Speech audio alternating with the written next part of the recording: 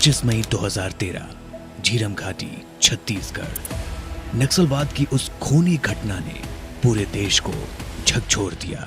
इसमें न सिर्फ दर्जनों लोक सेवकों की जान गई, बल्कि कांग्रेस की राजनीतिक लापरवाही का पर्दाफाश भी किया, जिसने सुरक्षा बलों की चेतावनियों को अनसुना किया था। इस नरसंहार के जिम्मेदार सिर्फ नक्सली नहीं, बल्कि वो कांग्रेस भी थी, जिसने इस हिंसक विचारधारा को वर्षों तक अपनी नीतियों से पोषित किया। कांग्रेस के पास दो रास्ते थे, या तो नक्सलवाद को जड़ से खत्म करना या राजनीतिक फायदे के लिए इसे बढ़ावा देना। उसने दूसरा रास्ता चुना। 1967 भारत में नक्सलवाद की शुरुआत।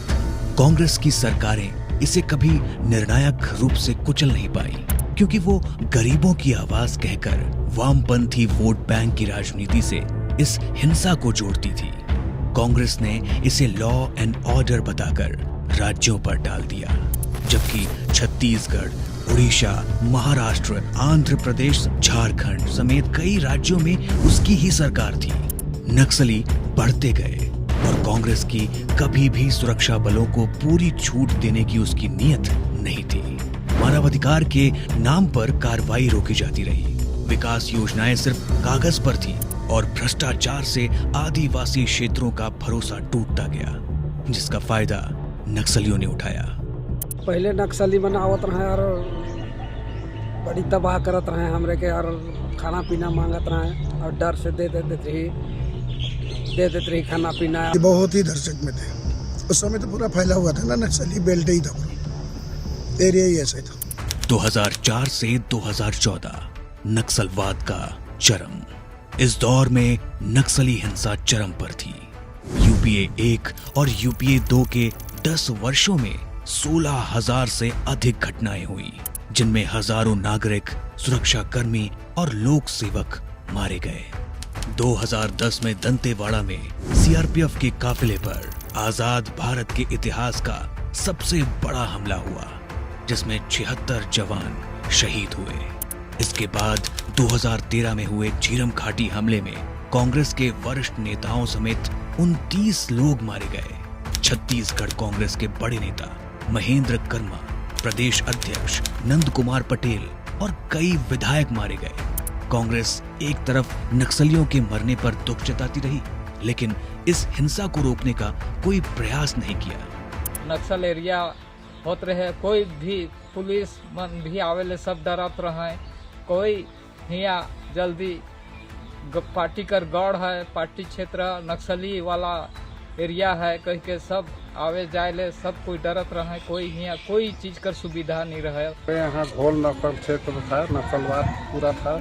स्कूल में आके बच्चा कभी मांग करता था, रात को यहाँ ठहरबो करता था, खाना खिलाना पड़ता था। नक्सलवाद का कॉन्सेप्ट थोड़ा एक क्षेत्रवाद का होता है। वो किसी क्षेत्र की मुद्दे को लेकर लोगों को भटकाते हैं। वो लोगों को और वहाँ की जनता को ऐसा दिखाना चाहते हैं या ऐसा वो महसूस कराते हैं कि उनकी ओर से वो लड़ रहे हैं, जबकि जस्ट ये विपरीत होता है। वो उनकी ओर से लड़ते नहीं हैं, बल्कि उनको दिग्भ्रमित करते हैं और कहीं ना कहीं उस क्षेत्र के लोगों के लिए विकास और अन्य जो गतिविधि होना चाहिए वो सभी चीज़ें रुक जाती हैं इनकी उपस्थिति के कारण। 2014 में जब नरेंद्र मोदी जी प्रधानमंत्री बने, तब पहली बार नक्सलवाद को आंतरिक युद्ध मानकर उससे निपटने की रणनीति बनाई गई। ये सिर्फ हथियारों की लड़ाई नहीं, नक्सलवाद के खिलाफ निर्णायक युद्ध है। छत्तीसगढ़ के बस्तर से लेकर तेलंगाना की सीमा तक, महाराष्ट्र के गढ़चिरौली से झारखंड के सिंहभूम तक एक लाल आतंक का जाल बिछाया था। 31 मार्च 2026 को इस देश की भूमि पर से हम नक्सलवाद को पूर्ण रूप से समाप्त करने का काम है। देश की सबसे बड़ी एंटी माओवादी मुहिम शुरू हुई।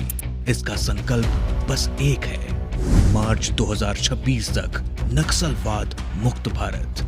इसके लिए CRPF, cobra commando, C-64, DRG और बस्तर फाइटर्स को सबसे खतरनाक इलाकों में उतारा गया। कुर्रा गुटल्लू की 1040 मीटर ऊंची चोटी पर तिरंगा फहराकर 288 वर्ग किलोमीटर क्षेत्र नक्सल मुक्त किया गया। पूरी दुनिया को संदेश गया कि भारत नक्सलवाद मुक्ति अभियान से पीछे नहीं हटेगा। ये नक्सलवाद भारत की एकता और अखंडता के लिए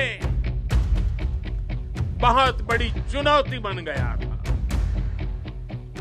मुझे संतोष है कि बीते 10 साल के अथक प्रयासों से आज नक्सलवाद भी भारत में अपनी अंतिम सांसें गिन रहा है। बीजापुर, नारायणपुर, कोंडागांव, सुकमा समेत कई जिलों में एक के बाद एक टॉप कमांडर ढेर किए गए। कई क्षेत्रों में पूरा माओवादी कमांड ढांचा ध्वस्त कर दिया। साल 2024 में 235 माओवादी और 2025 में अब तक 176 माओवादियों को ढेर किया जा चुका है।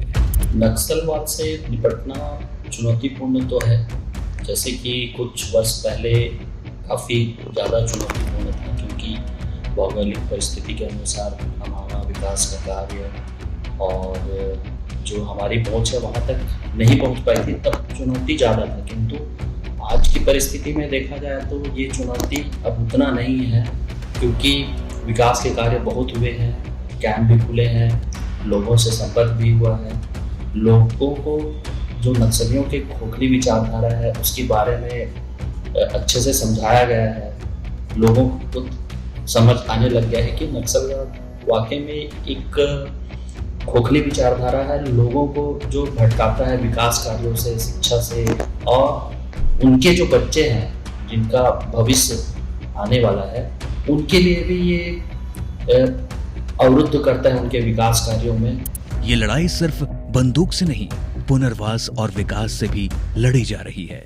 मोदी सरकार की 2025 आत्मसमर्पण नीति के तहत जो माओवादी आत्मसमर्पण करते हैं उनके लिए इस योजना के द्वारा 5 लाख तक का अनुदान, स्किल ट्रेनिंग वाउचर, जमीन का हक या 2 लाख, AK-47 सरेंडर पर 4 लाख, LMG पर 5 लाख, कमांडर रैंक पर 3 से 12 लाख तक इनाम, मृत पीड़ित के परिजनों को 10 लाख, घायल को 5 लाख, शादी के लिए 1 लाख सहायता और प्रधानमंत्री आवास योजना में मकान देकर उन्हें मुख्य धारा में शामिल किया जा रहा है। सिलेंडर हुआ तो हमको ऊपर से नोटिस आया थाना तरफ से कि गणेश वाला सिलेंडर करो, तो वही नोटिस द्वारा हम संपर्क हुआ। तो हमको गुमला में करना था, तो हमको उतना जानकारी नहीं हुआ। हम सिलेंडर की हम सिंधेगा में अभी हम लोग को बहुत अच्छा हुआ, हम लोग सिलेंडर हुए। अभी हमको सभी अफसर बोल रहा है कि जो बच्चा को जिंदगी है बहुत अच्छा हुआ है, सिलेंडर की हम बोल रहा है, सबसे ज़्यादा मदद कर रहा है। हमारे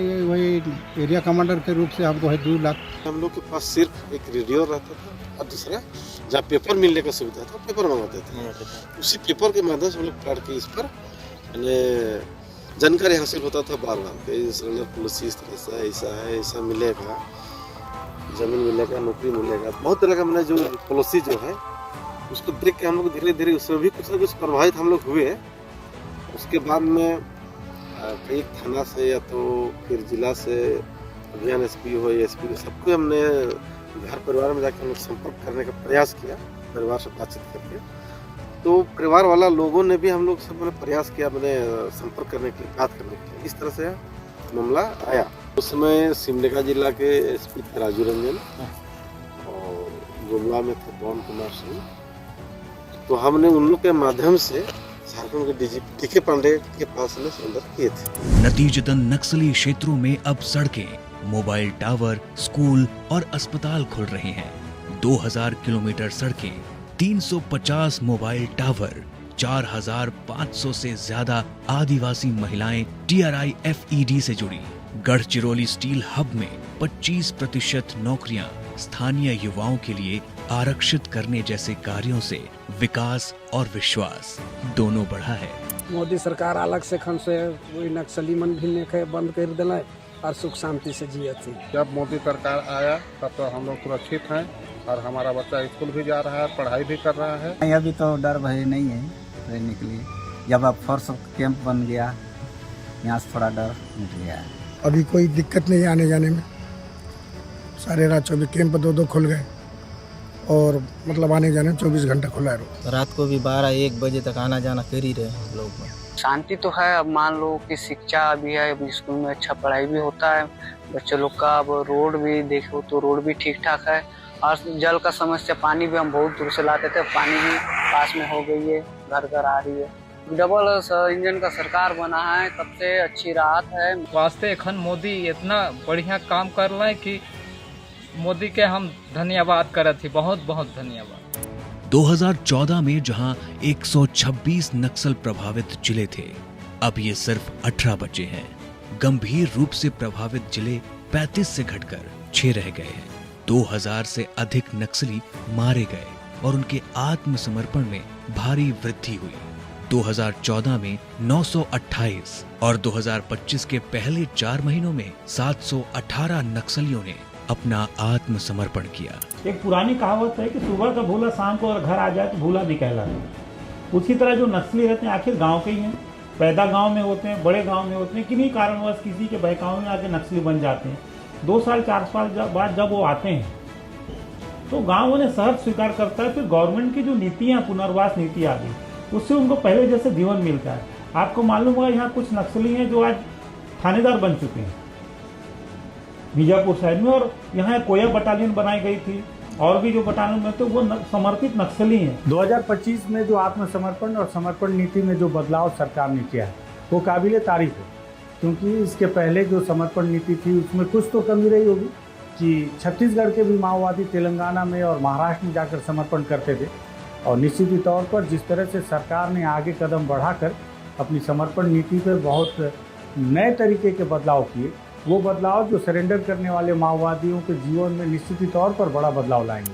14 मई 2025 को कुर्रागुटल्लू हिल्स ऑपरेशन में 31 कुख्यात नक्सली मारे गए, जो नक्सलवाद के खिलाफ भारत की सबसे बड़ी जीत है। आज किलेबंद पुलिस स्टेशनों की संख्या 2014 के 66 के आंकड़ों से बढ़कर 555 हो गई है। ये सिर्फ एक युद्ध नहीं, पुनर्निर्माण है। सुरक्षा के साथ साथ विश्वास की वापसी का वो संकल्प है, जहां भारत नक्सलवाद मुक्त होने की ओर बढ़ चुका है।